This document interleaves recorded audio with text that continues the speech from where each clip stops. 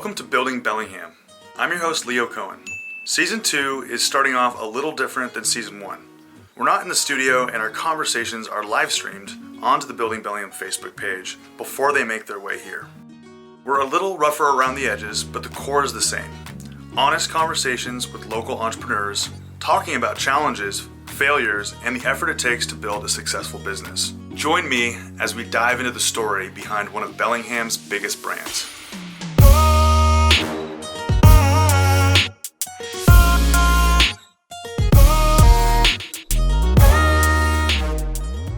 Off in 3, 2, 1. Awesome. Well, I've got the Flood Bros, the Flood Brothers, and you guys are clearly in the brewery right now over at Menace in your natural habitat, right? Well, thank you for joining us, everybody, and for you both for joining me today. So we're on episode 7 of season 2, and we're getting ready to wrap it up. And there's no better way to wrap it up than finally getting to sit down with you both. I mean, we crossed paths many times, and it's so good to finally sit down with you both. So thanks for joining me today on episode 7 of the Building Bellingham podcast. Thanks for having us. The Flood Brothers. Tell me a little bit more about you guys. So you guys, we'll get in more into the entrepreneurial story, but tell me a little bit more about you guys. Obviously, you're brothers. You grew up together. There's a long history there with you. Tell me about who you are. Where are you guys from? What makes you guys you? We're basically, this guy here is Bellingham, born and bred. I spent first 3 years of my life in Las Vegas, and then Bellingham from there on out. So as Bellingham as I can get. Let's see. I don't know what else to say about that since like normal childhood. Never thought we'd end up rocking through some beer in the future and things like that.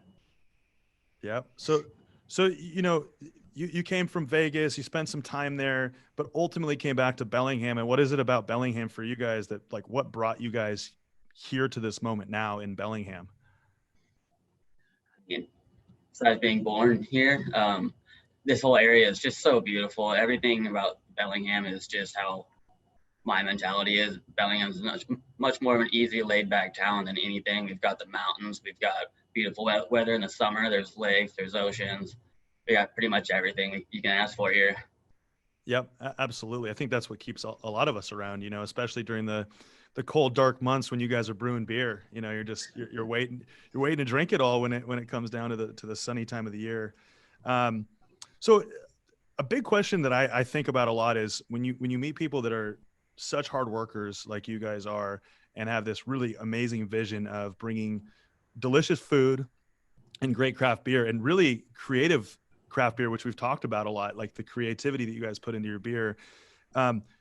Where does this all stem from? Were you just, when you were born, were you like, I'm going to be an entrepreneur, I'm going to own businesses? Or what was it that kickstarted? Was it family? Did you have a very positive upbringing as far as encouraging entrepreneurship? Or what was your childhood like that spurred you into this, this entrepreneurship role that you have now? Well, our parents are both accountants. So, numbers driven there is an easy one. But the real launching point for us was a homebrew kit for Christmas from our sister. What was that? It's just a little tiny beer in a bag system. Takes 30 minutes, and you get yourself something to ferment off that tastes like fermented caramel, basically. But it's our first launch into making beer at home on the stove, and is a real slippery slope after that. I mean, 3 or 4 years and 4 or 5 stoves later, we finally started making something decent. And how long ago was this when you guys first had your opportunity to try brewing your own beer? I must have been 18 years old when I got that brew kit. That was my first batch. I think he was closer to 13 at the time. And then let's see, it was probably only 2 or 3 or 4 years of homebrewing before I eventually got accepted to Central Washington University's craft beer trade certificate program. And so I moved over to Ellensburg to complete that. an experience that showed me how much I do love Bellingham. Ellensburg's not my favorite place. School is gorgeous, but city's not for me. Yeah, and then let's see, back in town, Colshan picked me up and let me wash kegs and start to really learn there and things like that. Colshan was also nice enough to hire this guy and let him get his feet on the ground in the brewery and stuff like that too, and spent a real long tenure there. But that was really our real dive into the passion of the brewing and things like that. Is as far as entrepreneurship goes, that one we kind of fell into. A really good group of people around us that just wanted to jump off and make something happen, and we were the ones that they wanted to make beer for them. So we were kind of just rallied along with the troops a little bit there. Yeah, and one thing you just mentioned is you basically started from step one, and I think the gap for a lot of entrepreneurs is they think, I just need to go find money and this idea will become a reality. But you guys know the business in and out because you started with one job and just worked your way all the way through to the point where you guys own your own brewery and own your own restaurant. And so tell me about how important is that to start in a entry level position and work it hard and figure it out so you can teach it?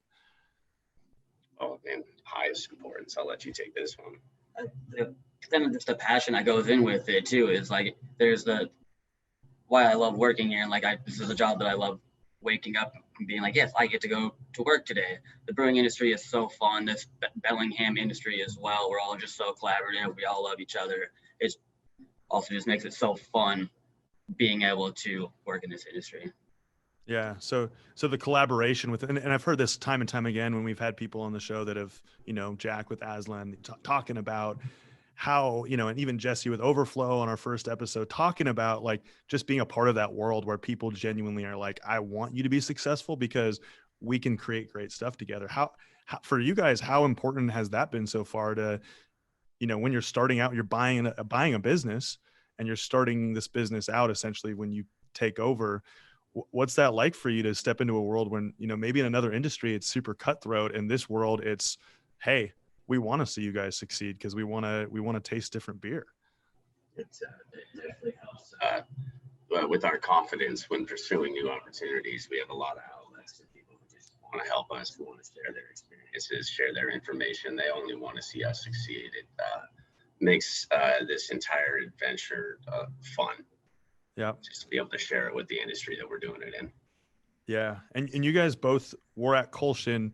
And so tell me a little bit more about that experience. That'll give us more context into the background that you guys have for creating, delicious craft beer.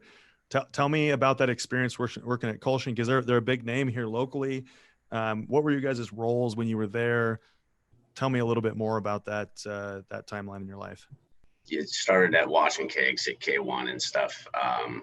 They were just building and finishing K2 at the time. So once K2 was up and running, a lot of employees, brewers were shifting over to the production facility, and I moved up to the brew deck within about 6 months, and a bit of a crash course on the whole process, but had a real good lead brewer there, Abraham, who now is head cider master over at Lost Giants.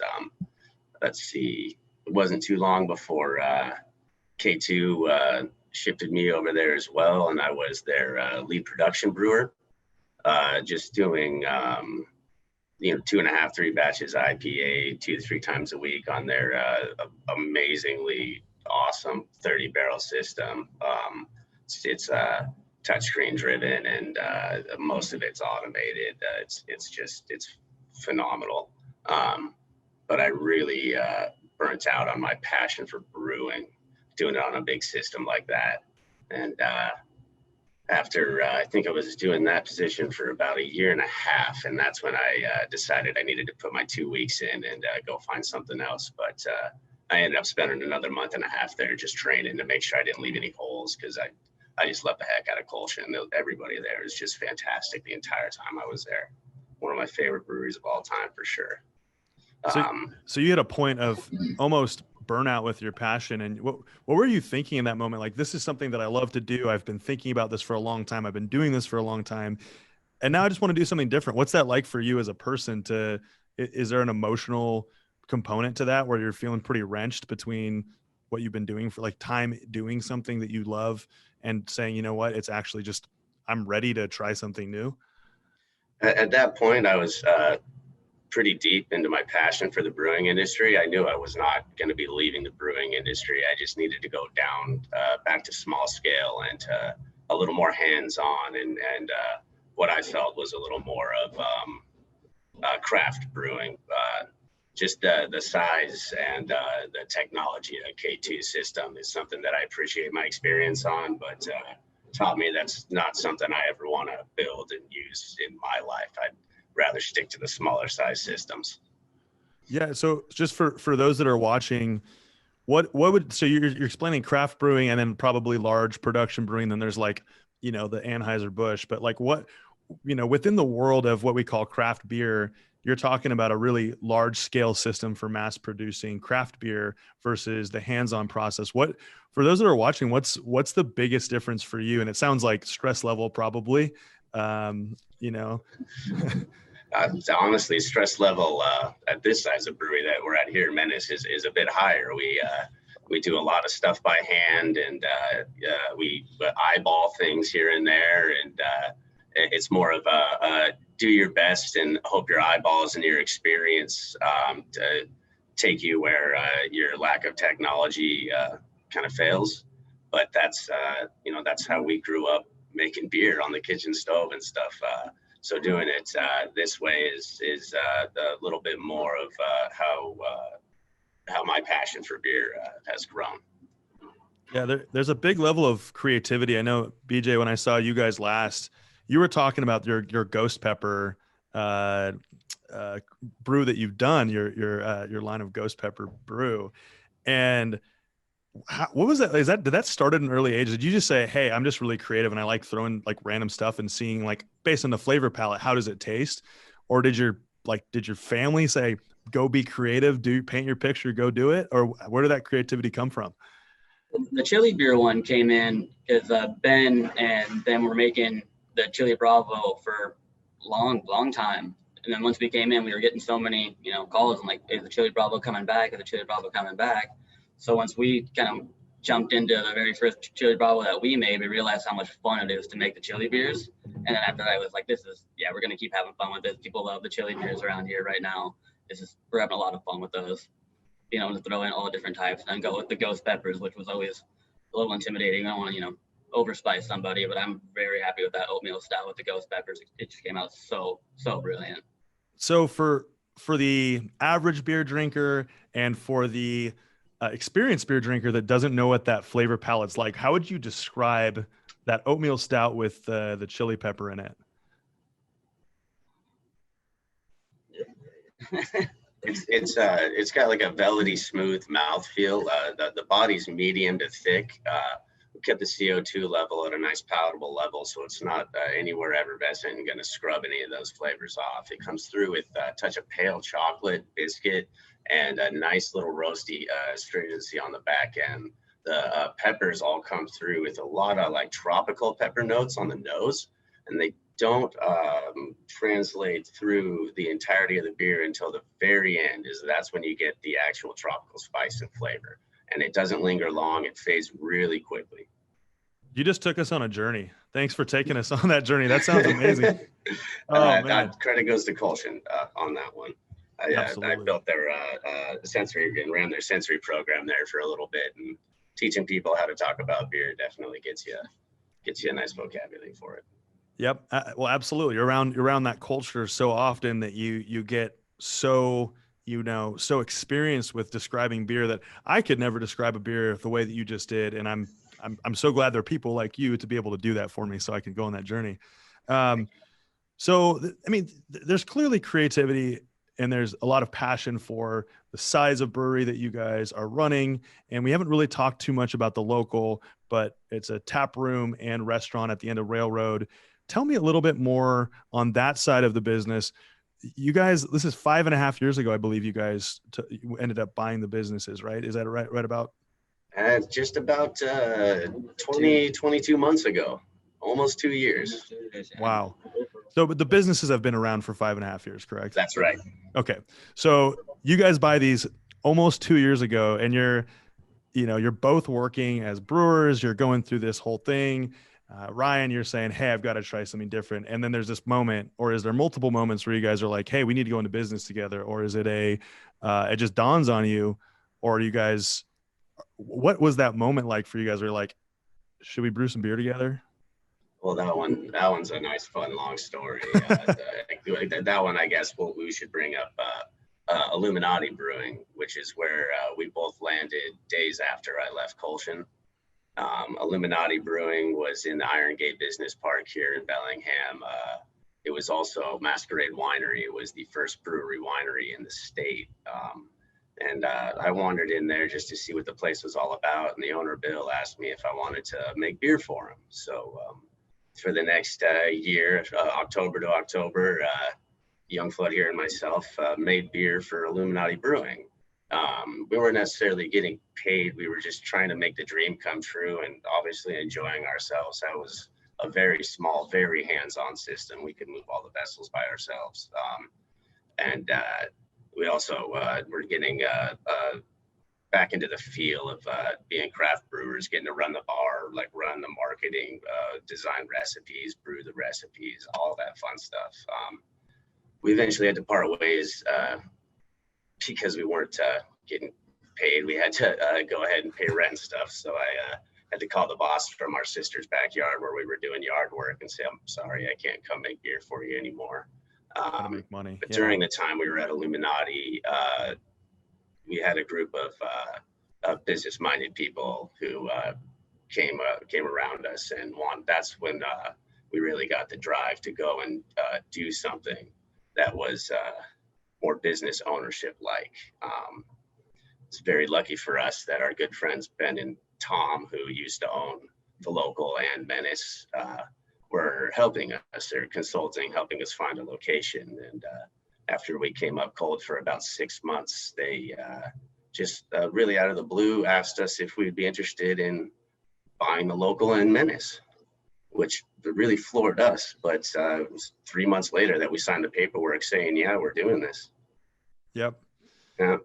So let's kind of go back a little bit to that moment where you're you're brewing beer, you're doing what you love to do. It's on a scale of system that really fits what you like, your wheelhouse, what you feel like you can move all the parts. You feel like you're in control of that size of a brew system.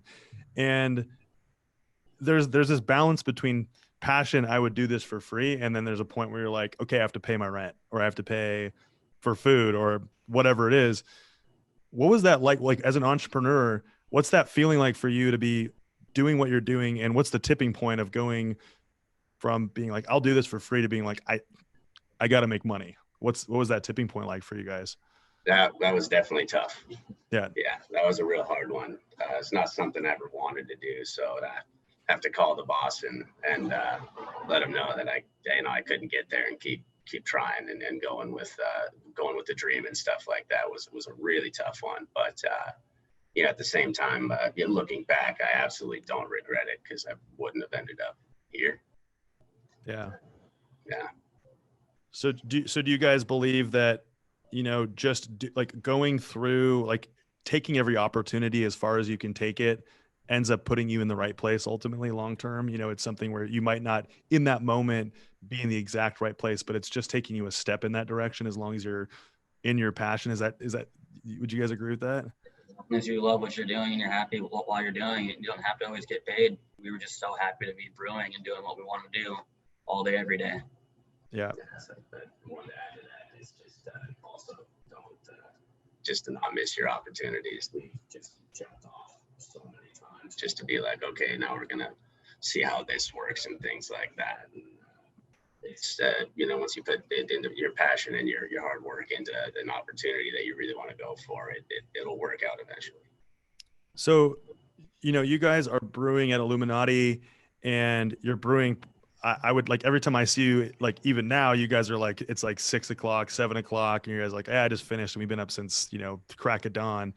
What did a day look like for you guys when you're brewing?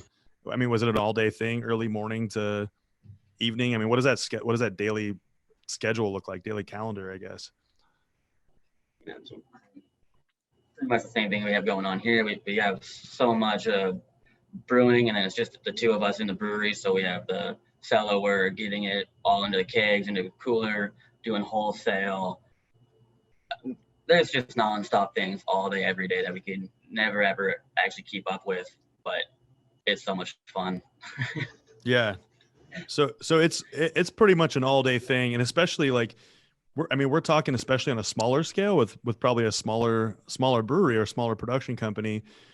You're probably doing the social media like you alluded to. You're probably doing the brewing. You're like you said, you're running the front of the house, right? Like We you're take shifts doing up all. front for sure. Sometimes.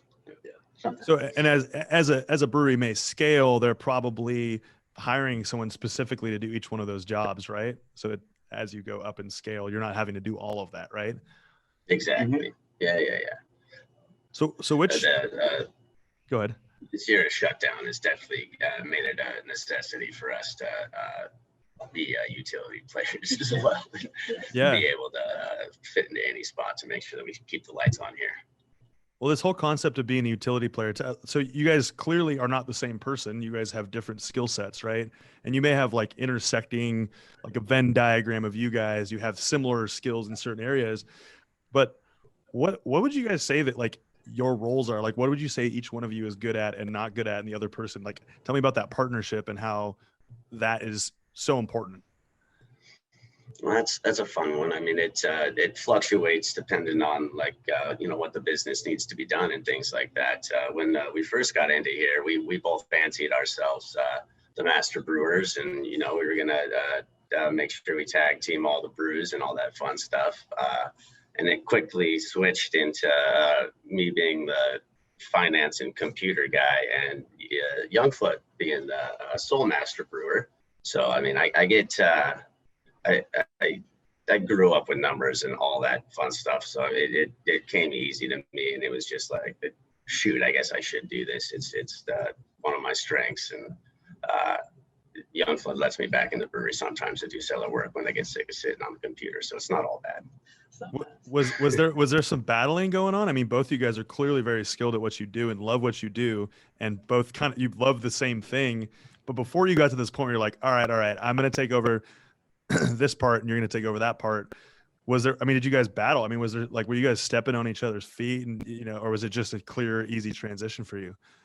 Clear, easy transition, I'd say. Yeah. I definitely learned a lot of brewing from him. So that was, I guess, the handoff to let me take reign. He was, I guess comfortable with. We still bicker like normal. Yeah, and how important is that? Like, if you're communicating, and would you guys agree, as business partners, if you're communicating and you're different people, you're going to disagree and you're going to bicker, and things are going to happen and things go wrong that you can't control. How do you guys, like, what's your system? How do you guys work it out? I mean, there's business owners that can't even talk, and you guys clearly just were like, you know what, it just has to happen. Let's make this happen. Here's what you're going to do. Here's what I'm going to do. And you might have some, some exchange of words or whatever it is, but you guys will get over it. What's that like as business partners for you and brothers, really? We also live together, so it's constant. It's I guess growing up, we always just bickered and argued. It's kind of just like nothing. Like, when we argue, it's like nothing changes. It's just like, oh, we argued. That's it. Move along. Yeah. Find the final product, and let's move along. Yeah. We'll get in a nice heated conversation on the car ride back to the place. But I mean, we also have two giant, awesome dogs at the house. And I mean, it's at that point, it's like, well, this conversation's over. I'm going to go hang out with my dogs. We'll get to the end of that later. No worries. Yeah, we could argue about this, or I could just go pet my dog who doesn't want to argue with me and just wants to. That's right. Yeah. Yep. I hear you. So being brothers, I mean, sometimes that catapults people in different directions, but really you guys have grown up with this communication style where you're just like, look, this is part of the process. You know, we're not going to agree on everything. We have two different perspectives, and it's important to have that, right? If you have groupthink, that's when things start going downhill. If everyone's like, yes, yes, yes, yes, you want people saying no, right? Exactly. Yeah. So thinking differently as people, how often, I mean, what's that like for you guys to say no? How often, like, because you can't take on every opportunity, right? But you have to also be open to all opportunities. So how do you guys decide on what you say no to, you know, throughout a day or take decisions? Yeah. God.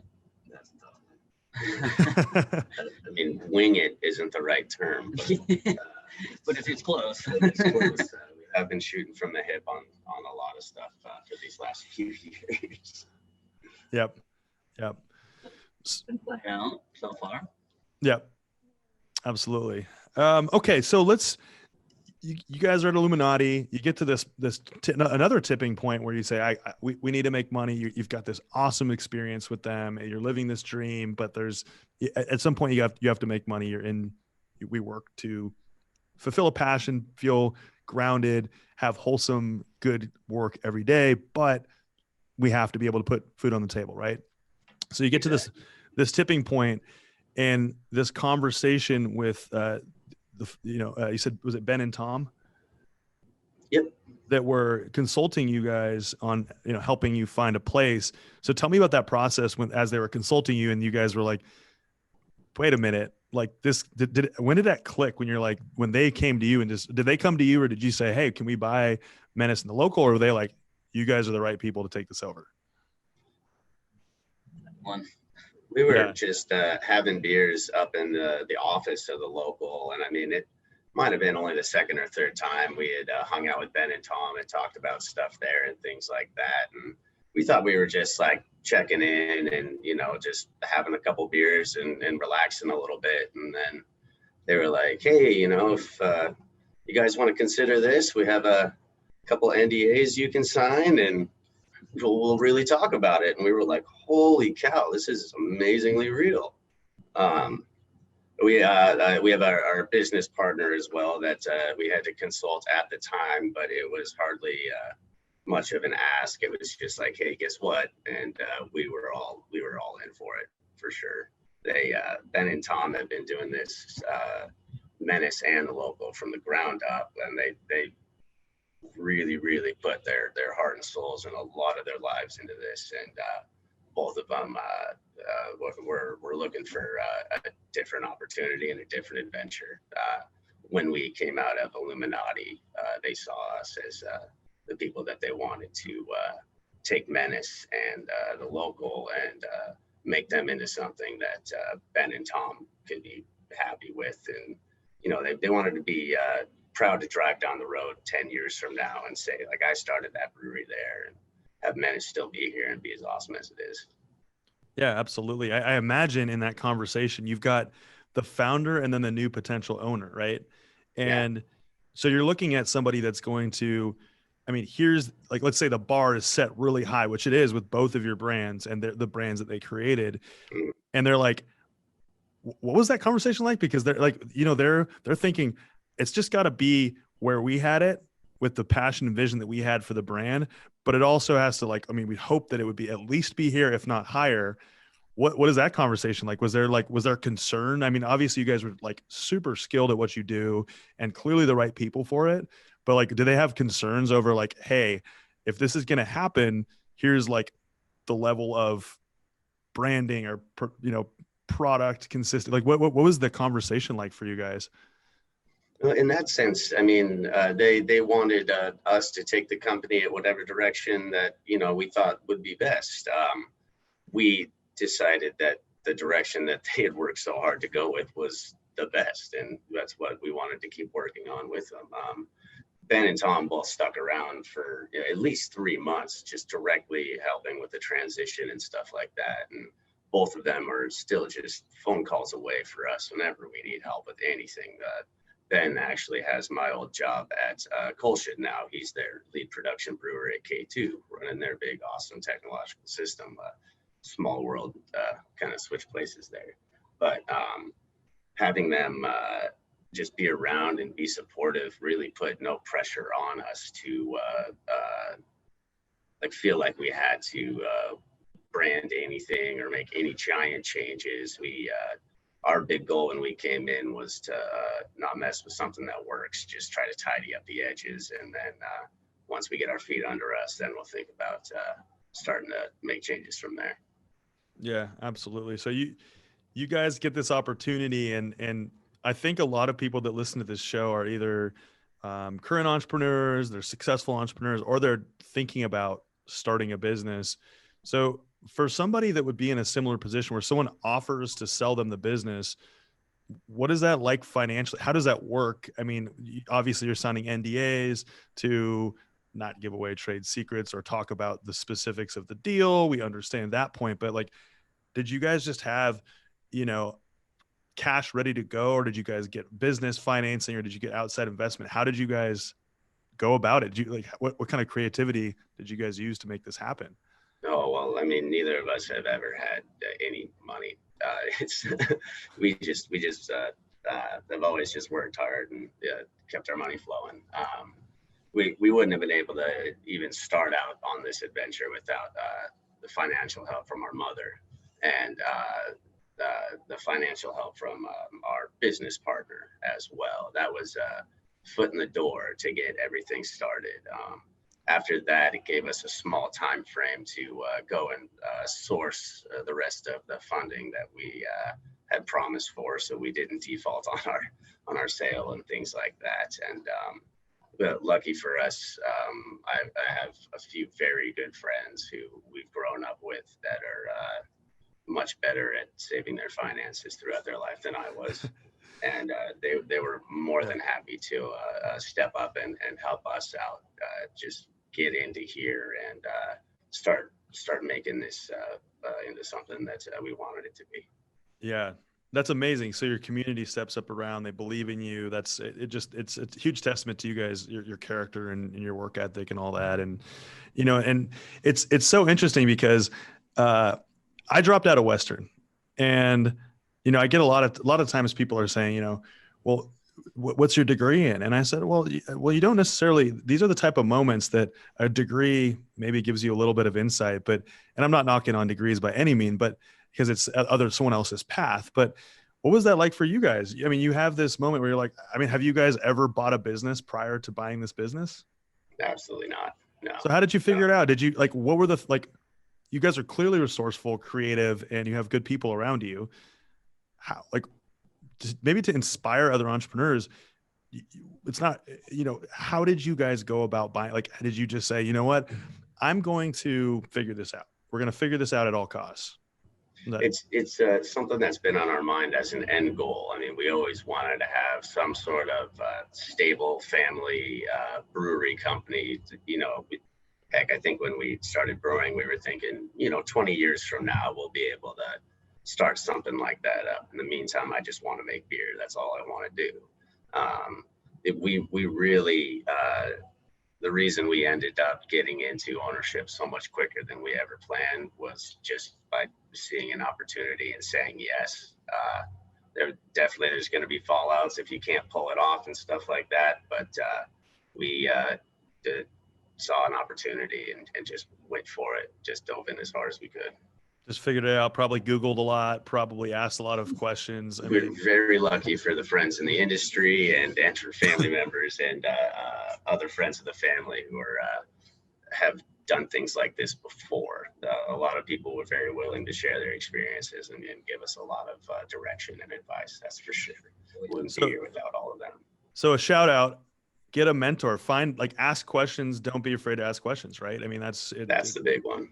Yeah, and ask Google. Experiences they're the best. Ask Google even. Yeah. No kidding.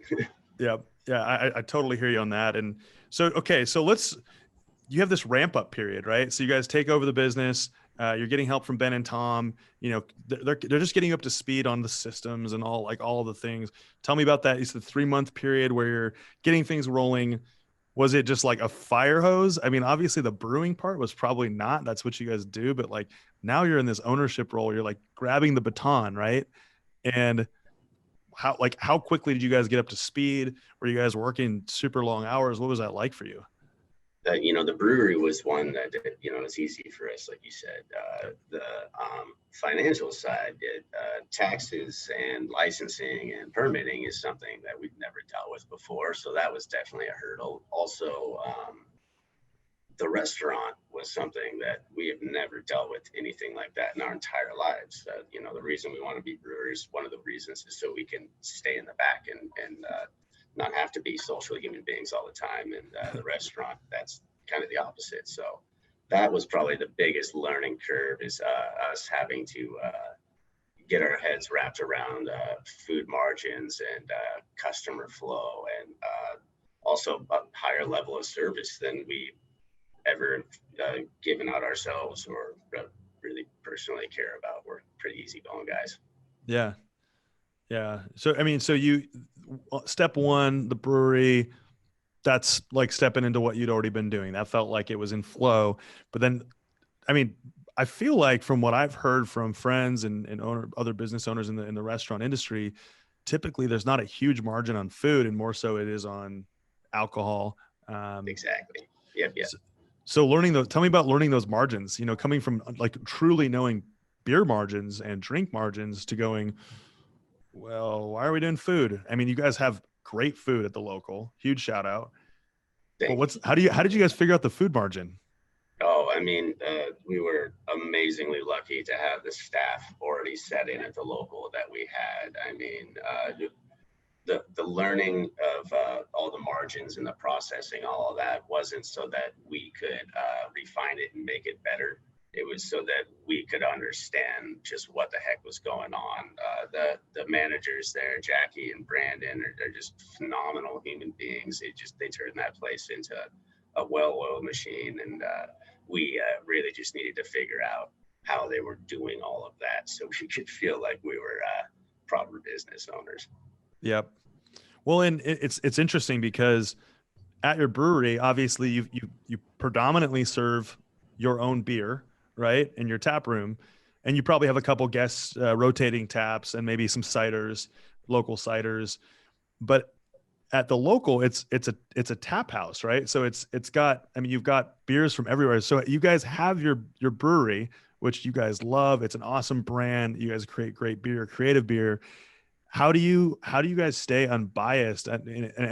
This may be an easy question, but in your tap room, because there's lots of other good beer out there. How do you guys keep that balance of like, we need to have X percentage of our beer there, but also we want to feature all? Is it just kind of whatever beer you guys like, and there's no bias and brand attached to it? We have no control over the tap list at the local. Jackie she's got such a unique mind for tasting and describing beer, and she gets full control over designing that entire tap list from beginning to end. She does an amazing job at it. So the bias on our side definitely it'll have nothing to do with it. We feel honored when Jackie decides to grab a Menace beer and put it on that tap list. Yeah. And you just mentioned something about, obviously I've known you guys here for a little while, and you guys are both very laid back, and some business owners are really controlling and they feel like they need to be, and it's just a different management style. It's totally a different business ownership style. But for you guys, what's that like to look at someone like Jackie and go, wow, I'm glad she's doing that and not me? And not because you don't want to do the work, but just because she's genuinely like really good at it. So what's that moment like for you guys as business owners to go, wow, I need to like relinquish control on this thing because that person's completely capable? How's that for you as a business owner? I mean, that was pretty easy for me, just because most people in these industries have been here so long. I mean, like, I'll definitely have my thoughts, my opinions on things, but like,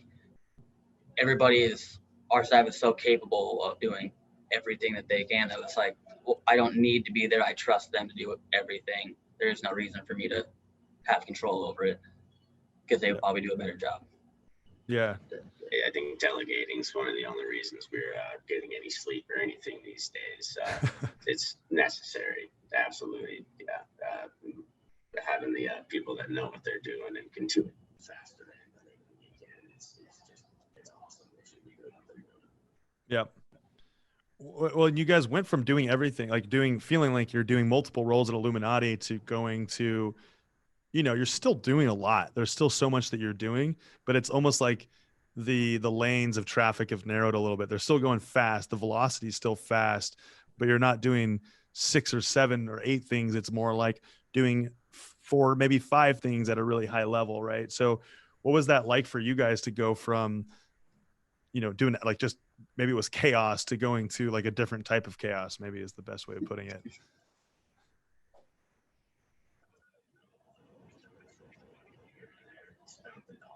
All that fun stuff. But uh, direction and things to do is what keeps me sane.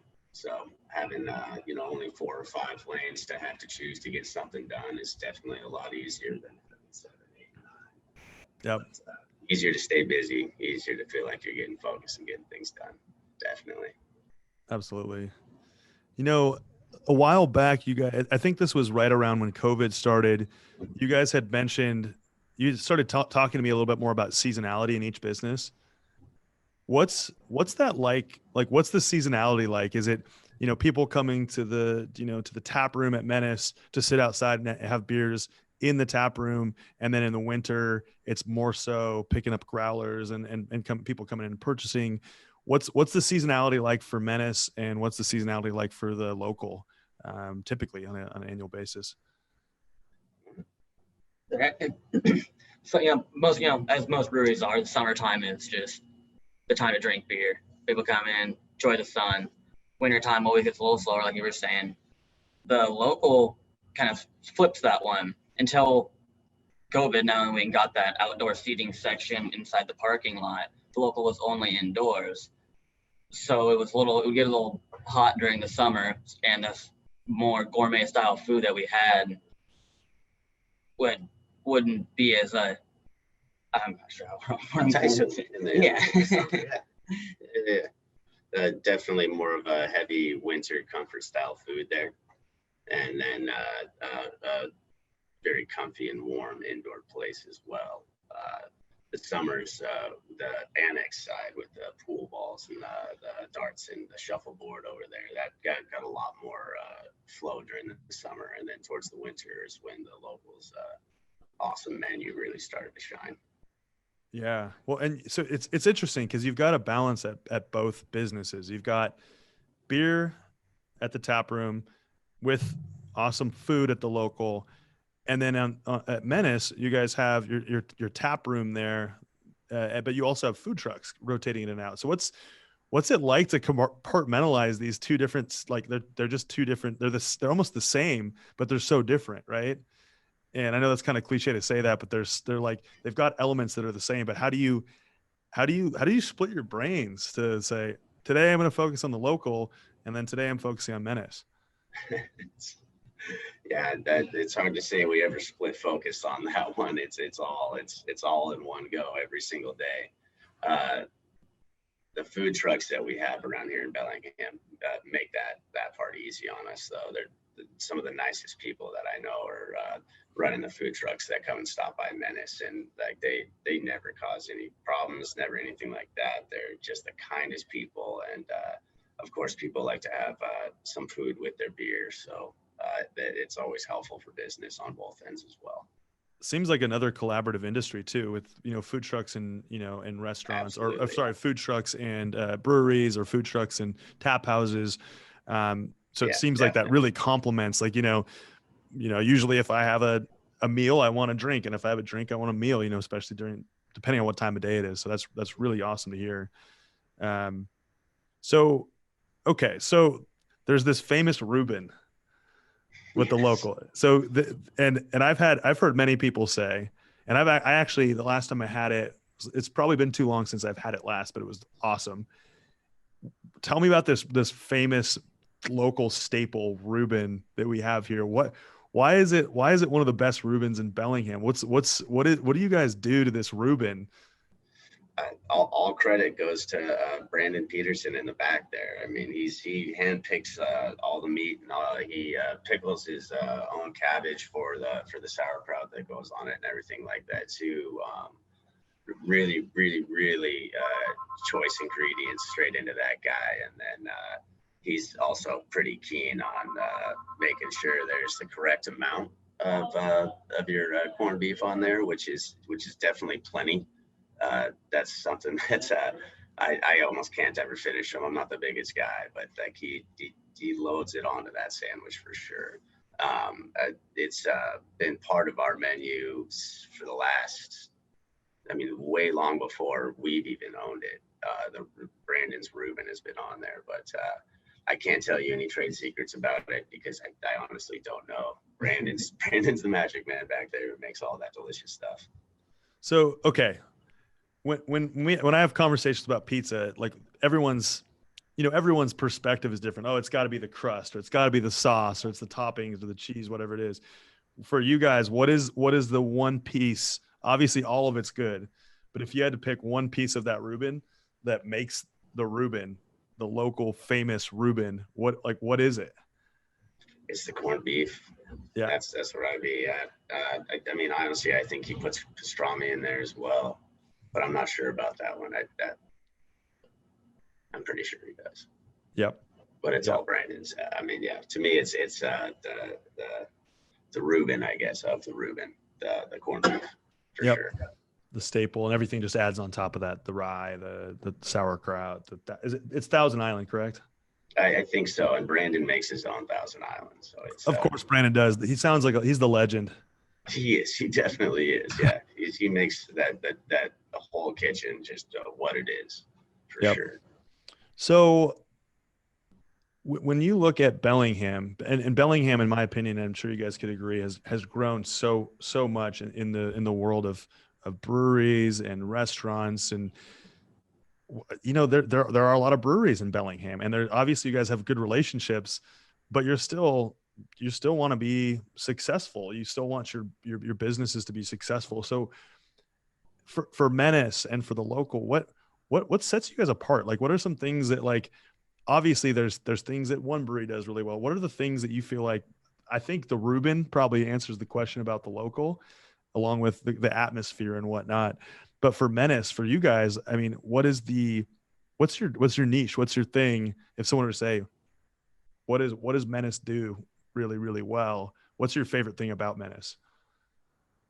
I mean, beyond the beer that this guy makes, which he gets nonstop compliments about. He makes fantastic beer. It's the location and the atmosphere of this building. We call ourselves, your friendly neighborhood brewery. We're kind of just packed into an old auto body shop here in the Fountain District, walking distance from so many places. One of the benefits we have is that this neighborhood is growing. That we are now the only brewery over here.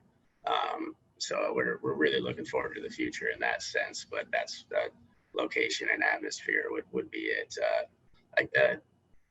If I had to build my own brewery from the ground up, I would try to have it feel exactly like this one. This is where I feel at home, and the customer stock we get here too is just some of the nicest people I've ever met. So, and yeah, you're talking about customers and people that, repeat customers, regulars, people that just absolutely are raving fans of your businesses.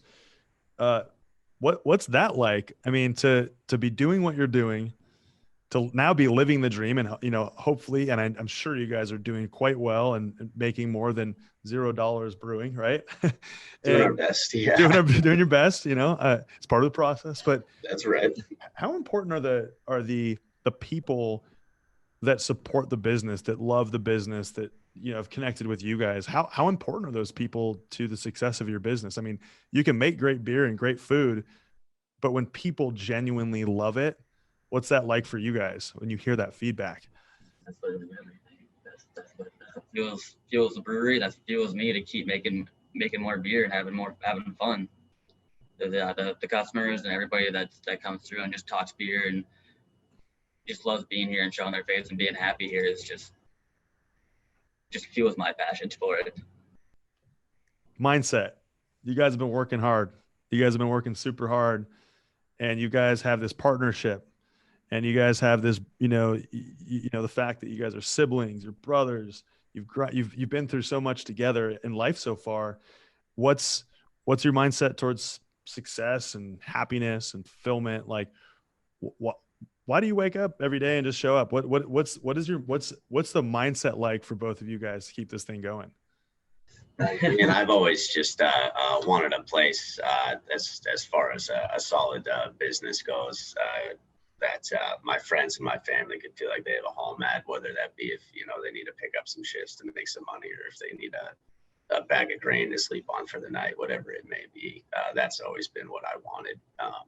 Menace is an awesome thing to support that, but my dream's always been to design and pick out a spot myself and just do something that's uniquely my own on that spot for that reason.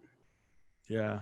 Didn't think I'd be actually ever doing that within the next 30 or 40 years, but things you are moving pretty quickly.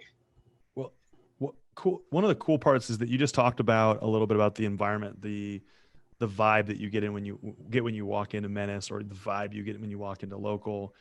How important is, I guess the word would be ambiance. How important is, the feel that you have when you walk in there? There's obviously the food or the beer, but when you walk in and you feel like home, like, how do you guys, or how did the previous owners, Ben and Tom, how did you guys together create that or recreate that feeling of being in a homey place? I think keeping things simple is obviously an easy way to go about it. We let our staff actually do a lot of the design and things like that here at Menace, because they're the ones that are here all the time. So, I mean, a lot of the feel of this place, beyond the fact that it was an old auto body shop, is because our servers bring all their house plants and decorate the place with all the stuff that they want to see in there and things, and that makes the place feel a lot more familiar and comfortable. Yeah. So letting people be a part of the vision and bring their own touch to it, right? And green's always nice. Green always feels vibrant, energetic, but also pretty mellow at the same time. Weirdly enough, balances out with our stone walls and giant windows. A little greenery in here is definitely nice. Keeps it nice. Yeah.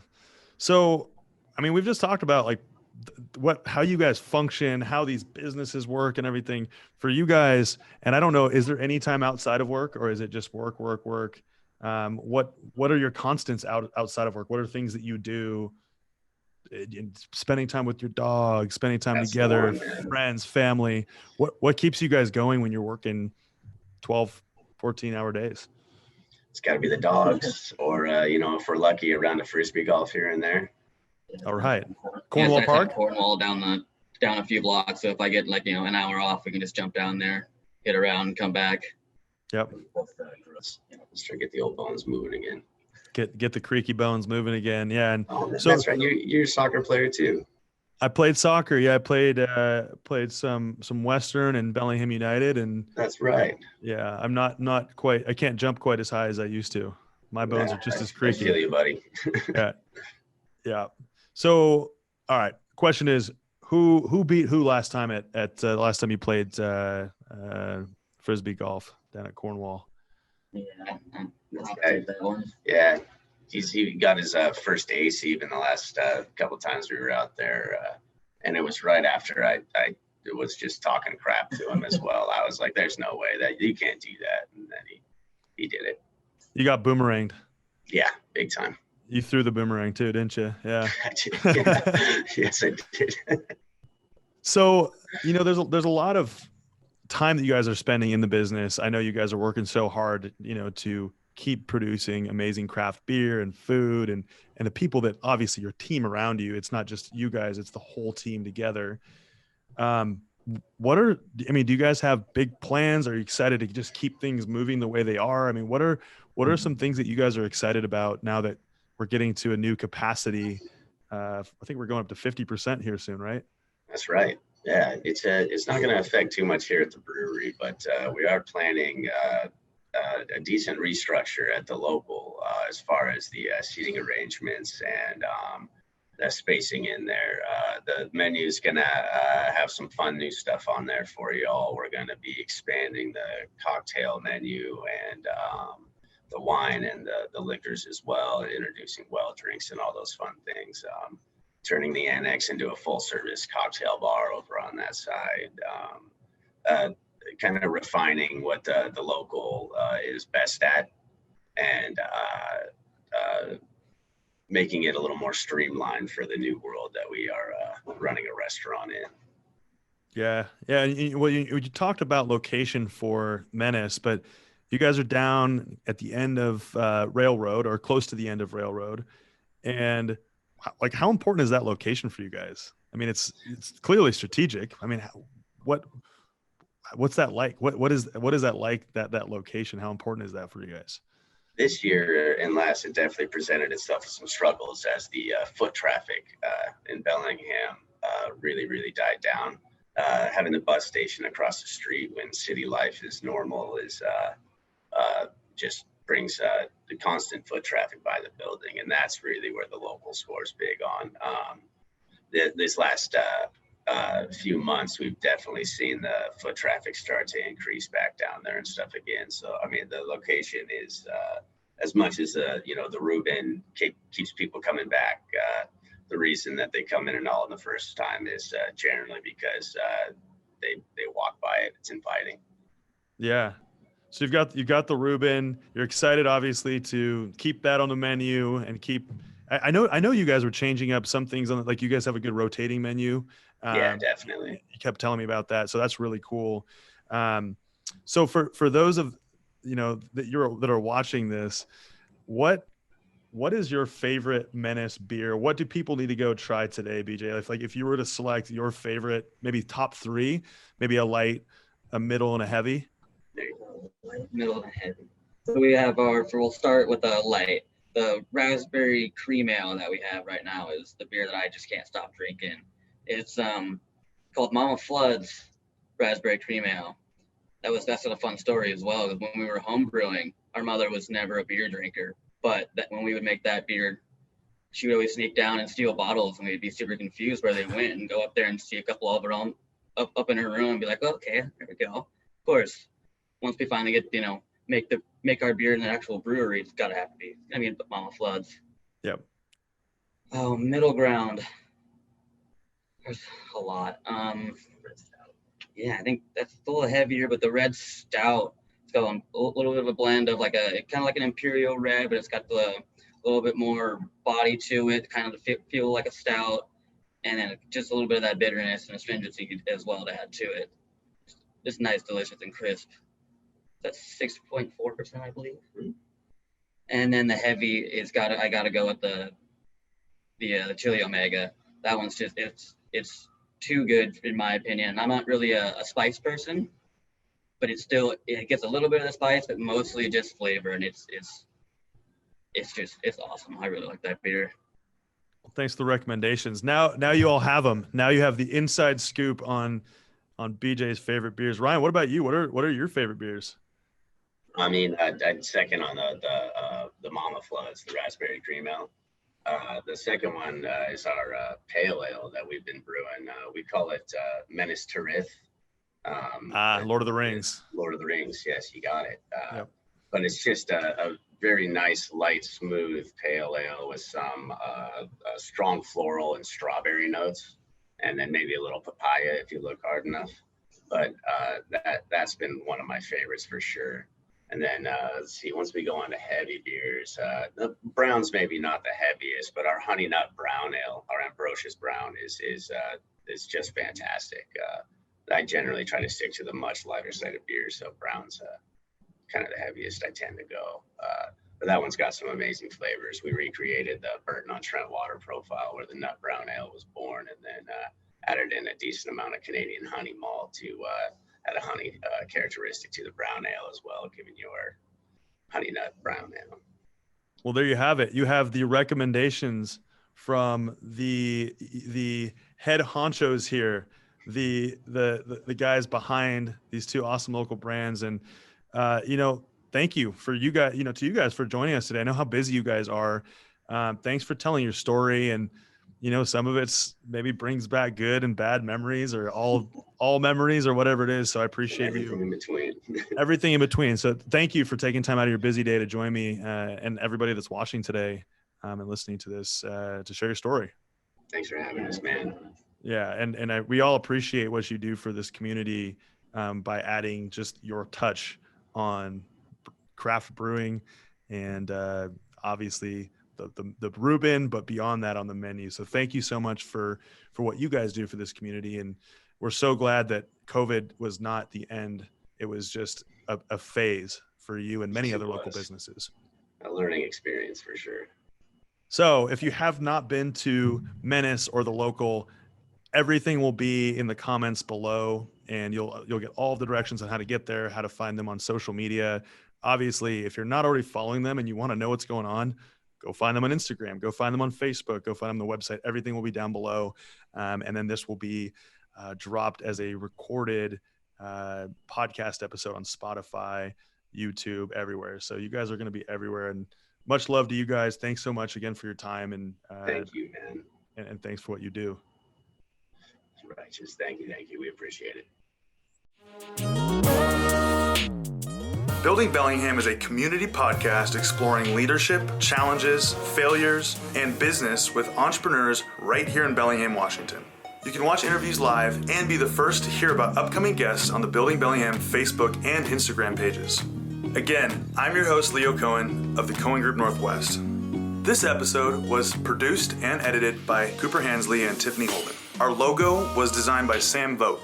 To learn more about the team behind the podcast, search Cohen Group NW on Google, Facebook, Instagram, or LinkedIn.